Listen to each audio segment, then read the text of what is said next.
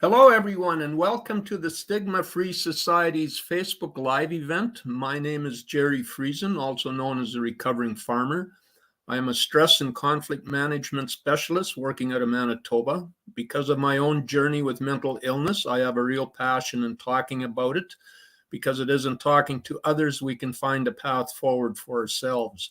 And I don't think it's totally coincidental, but today is actually Bell Let's Talk Day. So it's a good reminder for everybody that we want to talk about it. And certainly that's what we're going to do today.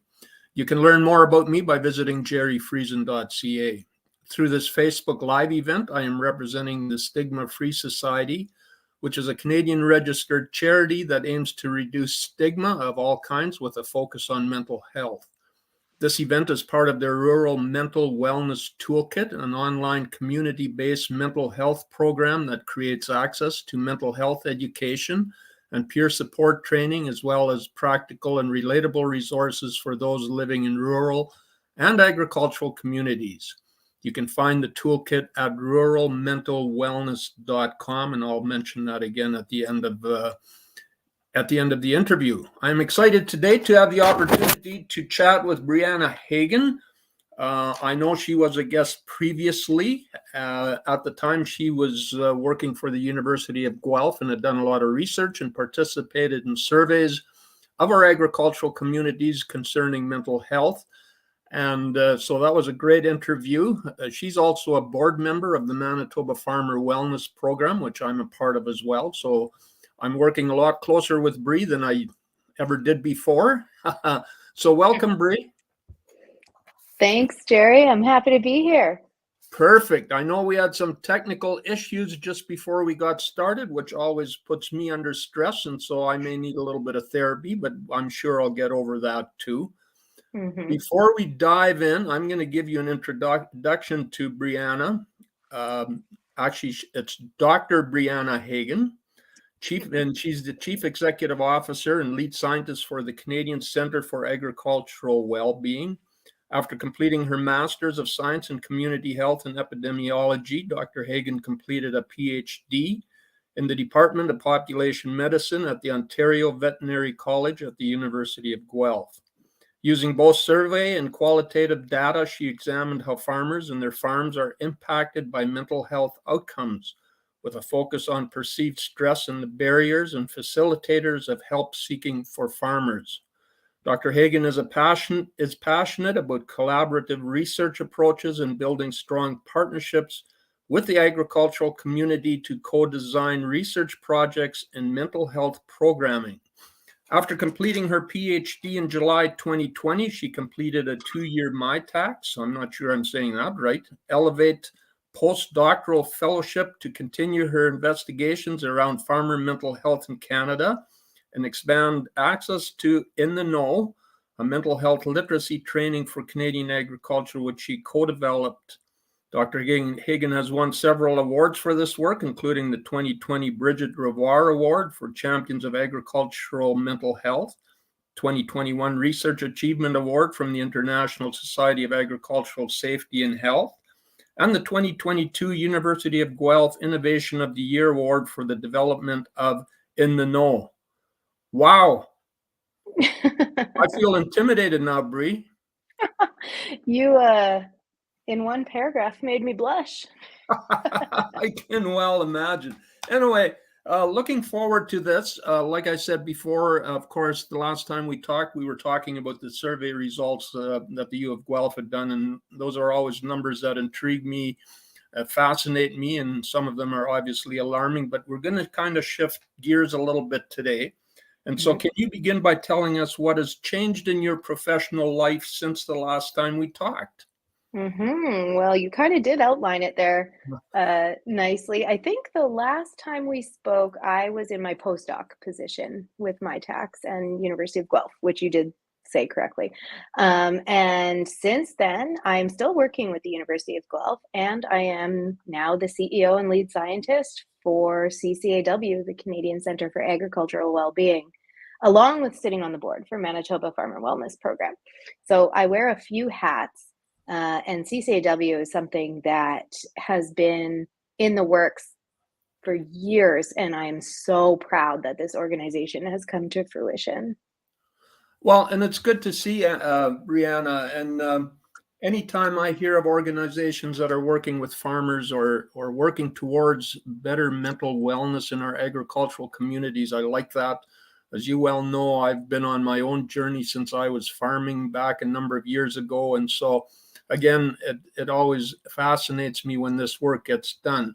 But Mhm. can you explain for our audience exactly what the Center of Canadian Agricultural Wellness is all about? Yeah, so CCAW is a national organization. So one of the things that we've been advocating for or advocating for quite a long time is that there needed to be some national infrastructure for evidence to action programming. So we have been working hard over at University of Guelph to make sure that we are doing relevant research and creating relevant programming, and we really wanted to be able to expand that more nationally and make sure that our partners across the country are included in that. And now CCAW will be able to provide the infrastructure and space to include a national voice, which is always useful when you're looking to spread programming, make sure that all farmers have access to mental health programming. I think this is going to do wonders for that. Okay, and so can you be a little bit more specific about exactly what you're planning on coming down the road? And perhaps I'm being a little premature with that. I know you guys are planning a whole bunch of stuff, but give us the Mhm. details you can, Bree. Sure. So there's a few things we've already started, so I'll start there. So one of the things we really wanted to be able to do is take In the Know, which is a mental health literacy training for ag specific, and put it in post-secondary classrooms. So we want to give it to everybody who's going to be working in ag and who is working in ag, so folks can have a better understanding of what some signs and symptoms of stress, mental distress, depression, things like that, that kind of crop up frequently in the agricultural community, which we know from our surveys. We want people to be prepared to have conversations about that, that they're confident in the skill set that they have to have those conversations and know what to do when someone answers with, actually, I'm really struggling. And they're like, oh, now what? Yeah. So we're now bringing that to the classroom. So traditionally, In the Know has been like a 4 hour in person or virtual due to the pandemic training. So now we're looking at how do we adapt that to a post secondary audience and spread it widely across Canada. That's one thing. Another thing we're looking at doing is creating a national approach to crisis services. So making sure CCAW's role in that is to make sure that the folks who might answer the call when someone calls in are appropriately trained in agricultural literacy so that when someone calls into a line, they aren't met with someone on the other side who doesn't have an understanding of farming, because that was something throughout my PhD research, and anecdotally, you talk to a farmer about what's going to turn them off from seeking help, and it's not understanding what they might be going through or providing coping strategies that are completely inappropriate for farming. So things like that. So what CCAW's role will be is to ensure that they have evidence-based training in agricultural literacy so they're able to better serve the farmers that call, so that they'll call again, or they'll tell their neighbors, hey, I called, they knew what I was going through, you should call. Okay, that's perfect. Number one, Bree, of course, I'd be remiss in not making some comments about the In the Know literacy program that you developed. I know I was involved in facilitating some of those in Manitoba and actually in a few other provinces as well. Mhm. And it's like you say, and one of the things I've heard throughout the years when I've talked to organizations and to other farmers is feeling helpless when you realize, your friend, your neighbor, a family member is off. How do you address that, right? And Mhm. and so having been involved in the know workshops, I know that that's really relevant information, and I'm excited to hear that you're putting it into post-secondary classrooms because and you and I were both at the Keystone Agricultural Annual Meeting yesterday, and you see a room, and there's so many young farmers in there. There were students in there learning, and so for them to develop those skills is absolutely awesome. Mhm. It's essential. The Mhm. other piece I'm wondering about, Now there is programs, and we've talked about the Manitoba Farmer I can't even say it. Manitoba Farmer Wellness Wellness program. Program. Good grief. And we have that in Manitoba. Of course, there's one on PEI. There's one in some counties in Ontario. And there's other work that's being done by other organizations. I guess sometimes I sit and wonder, how do all these pieces fit together? I know we're all working for the betterment of our agricultural community, but how do those pieces fit together? I think that CCAW brings the more and. So yeah, there are provinces that are, running their tails off providing these services. There are a lot of services that are run donation based. There are services where I think that we need more capacity to be able to serve all farmers. And I think that's where CCAW comes in. So, what we really want to be able to do is lift up the folks who are already doing the work and make sure that we are moving forward in a direction where those folks, they have farm experience. I'm speaking from Manitoba Farmer Wellness, things that have happened in pockets in Ontario. We know that those are farm based. We want to make that the standard across the board. So any person that calls in can be connected with the right folks. So CCAW doesn't want to be stepping on any programs that are working already. We want to lift those programs up and then disseminate more broadly. Okay, that makes a lot of sense. And that's awesome, because we need more of that. And again, the way what we talked about yesterday, Bree, is that building awareness piece. And does your organization have any ideas on how we can do that? I mean, I said yesterday that my wish is that absolutely every farmer in Manitoba would know, and I think we've got somewhere around 12 or 13,000 farmers, that everyone should be aware of what's available to them. And of course, if you look at all the farmers in Canada, there's a lot of them. How can we get the word out to them better? Well, I think, that is definitely a challenge, and especially because their farmers come from kind of all walks of life. They use all different modes of getting their information. So we need to make sure that we're kind of using all the tools in our toolbox there. I know there are some organizations who do an excellent job at reaching out and communicating awareness pieces. Do More Ag does a great job of that. I think partnering with them to get the word out would be really, really helpful. Making sure that we're using modes like newspaper or radio.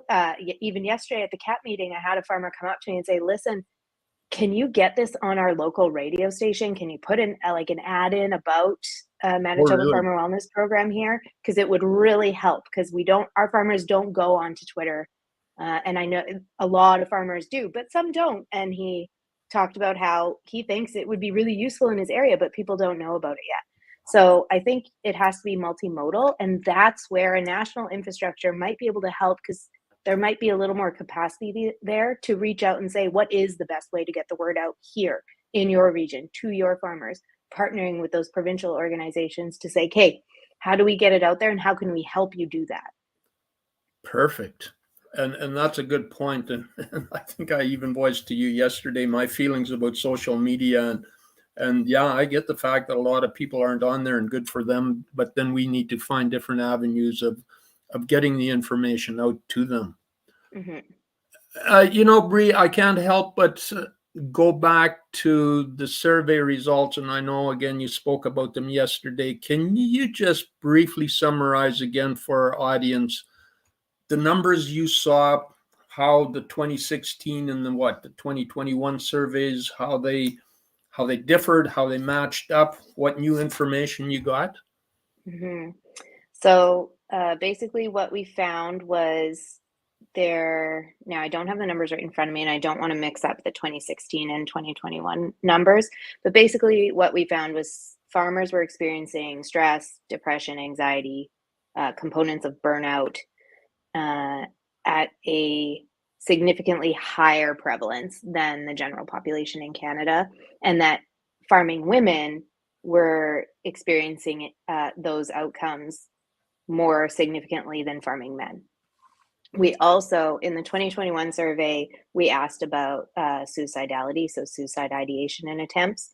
And we found that farmers were experiencing suicidal ideation at an increased prevalence compared to the general population in Canada as well.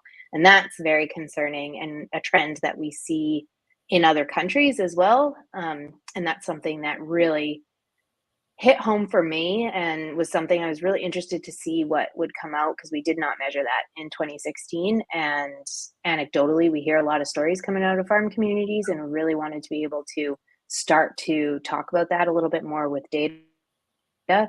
And what we found was concerning, and there's a lot of work to be done. Yeah. And I need to apologize, Bree. We normally send questions out to our participants when we interview them, and that question was not on the list. So I may have caught That's you okay. off guard, but those numbers, That's okay. they intrigue me when I see them. I know the one from the 2016 survey, the 58% would meet the criteria for an anxiety classification. I mean, that's alarming, to be quite And we frank. didn't see a significant difference in 2021 compared to 2016. Right, and I think that's just the generalized statement that agriculture is not easy. There's Nope. stressors. There's all kinds of different things that are outside of the control of farmers, and they vary from year to year. This last year we had a excessive moisture. The year before that we had a drought. So you have the Mhm. extremes. We just had Canada had an avian flu outbreak. I spoke to poultry producers in fall, and when you hear about the effects of that and what happens in their barns when this avian flu hits, it's mind-boggling. And I always say when there's livestock involved, that adds another whole layer of stress to what's already incredibly stressful.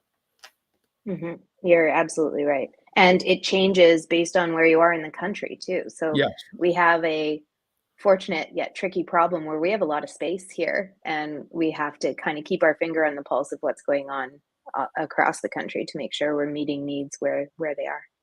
So here's a question, and I know it's kind of a weird question, but I'm going to ask it anyway. Okay. What impact do you think your initiative will have on the mental wellness of people working in the agricultural space? Well, I certainly hope it's a positive impact. Yeah. Um, I think I think there's a few things, and it's kind of a cascading impact. I think even since the center has launched in November, I've heard from farmers who expressed relief and excitement that this is finally happening, and they feel like their concerns and their mental wellness, their well-being is being like considered, which is important to me, obviously. And then from other ag industry partners hearing, oh, thank goodness, now there's a spot where I can call someone and say, okay, here's what we're experiencing. Here's what our farmers are telling us. What can you do? What can you do to help support that? Or are there things in place that can support that? So just providing the infrastructure alone has been a bit of a breath of relief, I think. Um, so knowing that mental well-being is something that's being taken seriously in agriculture is one thing. And then the impacts of the actual programming and research that will come out of the center, knowing that there's going to be evidence-based intervention, meaning that we know that the interventions work, will obviously, well, it will impact mental well-being in a positive way. And knowing that there's some permanency there is going to be Yeah. something that is helpful to the community. Yeah. In the long run, absolutely. So tell me, going back to being a little more personal here, how Hmm. how has your education background and previous work experience impacted your new role? Well, I feel like it's a culmination of my education. I'm kind of using every tool that I have in in my toolkit to be able to tackle this new role. It's a big one for me, and it is so exciting and happily overwhelming because there's so much work to be done. But if anyone knows anything about being a graduate student, you are pretty darn good at making sure that you're getting your work done, and you're okay taking on a few tasks at the same time. So I think my multitasking and need to hit deadlines is something that was ingrained in me over my education that will serve me well in this role. But I also think it's helped me get to know the community that I'm working with now. And I've spent a lot of time over the last, 6, 7 years getting to know Canadians' ag community, getting to know farmers, and then bringing in the research chops that I have. I can bring those two things together to do grassroots up research to action, which I think was something that was missing before. Yeah, for sure. And I can't help but think that the results of the survey you did in 2016 and in 2021 would kind of be influencing your decision to do what you're doing, and to try and figure out these avenues that you've talked about in Mhm. helping our agricultural community. I think that, and so the first survey, I came on right after that data or it was in the middle when that came on. So all credit to Dr. Andrea Jones-Bitten, who started this journey and brought me along for the ride. But I think the other piece was when within my PhD, I collected qualitative data. So that was interviewing farmers, and we did 75 of those, and they were each about an hour apiece, getting to know, okay, we have these results, we know what's happening. Epidemiologically, now tell me about that. What does that mean to you? And I think that's what really kind of, for me personally, was the hook that was like, okay, there's just so much work to be done here. And I think I can do a good job of addressing some of these needs. Yeah, for sure. So tell me, or tell our audience, where can they find more information on the Canadian for Agricultural Wellness? Well-being. It's they can go to Well-being. our website. So we have a newly launched website, ccaw.ca.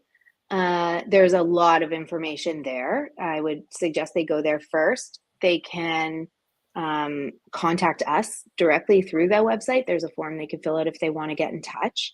We're going to be uploading a lot of resources on that page. We also have a Instagram and Twitter handle and Facebook page that folks can find by searching the Canadian Centre for Agricultural Wellbeing or CCAW, where we can connect there as well.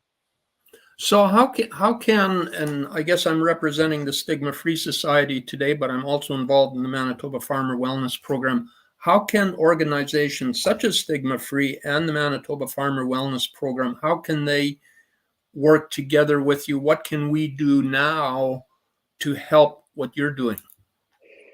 Part of it, I think, is just keep on keeping on doing what you're doing. I think partnering to get the word out when some of these programs become available, continuing to advocate for programming to be accessible, tailored to farmers, low to no cost for farmers. I think that work is already being done. Eliminating stigma obviously is something that's very important. That work is being tackled here. I think continuing to do that, and then making sure that there's an open dialogue. So I think organizations are all working so hard, and there's not always communication between organizations.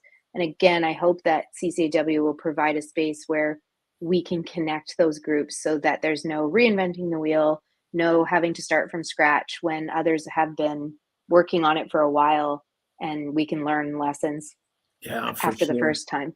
So I think that's important too. And then the other thing would be that I would encourage everyone who listens to come to our national symposium. We're going to host a national symposium on March 8th. It's virtual and it's free.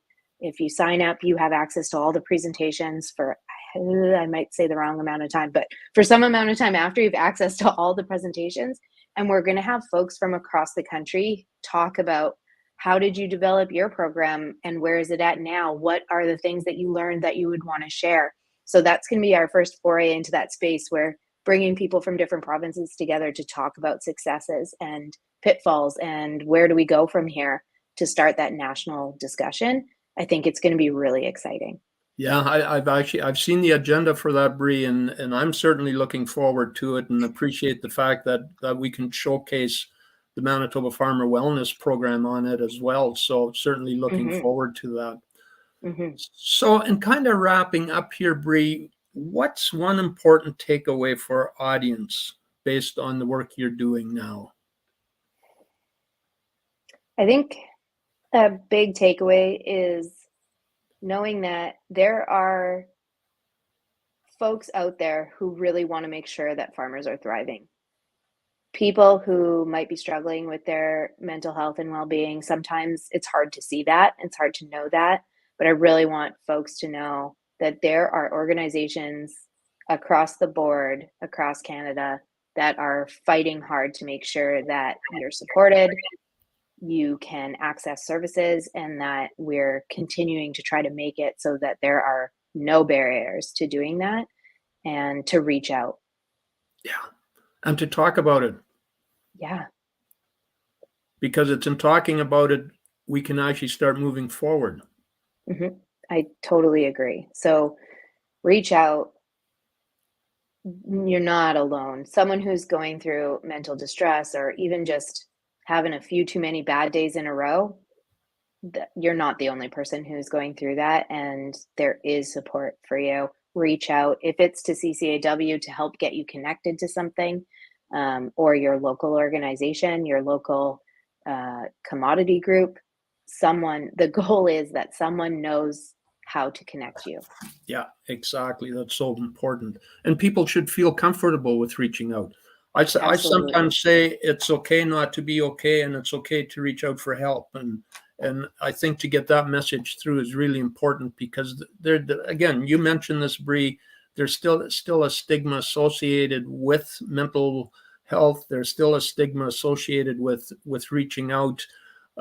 There's organizations doing a lot of work to build awareness first and foremost, but also to ensure, and this is something you said right at the outset, about ensuring that the people we reach out to have a knowledge of what agriculture is all about. Because if that knowledge is lacking, then that understanding can't be there, and that what could be really helpful isn't going to be helpful. Exactly. Yeah. So thanks, Bree. That's basically the end of our half hour that goes goes by real quickly. It really does. Yeah. So again, your website, if you just want to mention again. Sure. It's ccaw.ca. ccaw.ca. Okay, that's perfect. Thank you for joining us today, Bree. Or should I say Dr. Briana Hagen? I Bree's don't. good. Bree is good. Okay, I'm going with that. I like the word you used before, advocating. Yeah. I'm gonna start using that one more often. It's very appropriate, and so thanks for that. Your insights into mental health and wellness certainly have resonated with me, as I am sure they have with our audience. So again, like I said before, it's okay not to be okay. It's okay to have challenges, but it certainly is also okay, and more than okay, to reach out for help. If you're struggling today, make sure you reach out and talk about it. Also, please avail yourself of the many resources available in the Rural Mental Wellness Toolkit, which can be found at ruralmentalwellness.com. So till next time, stay safe and be well. Thanks, Bree. Thanks, Gerry.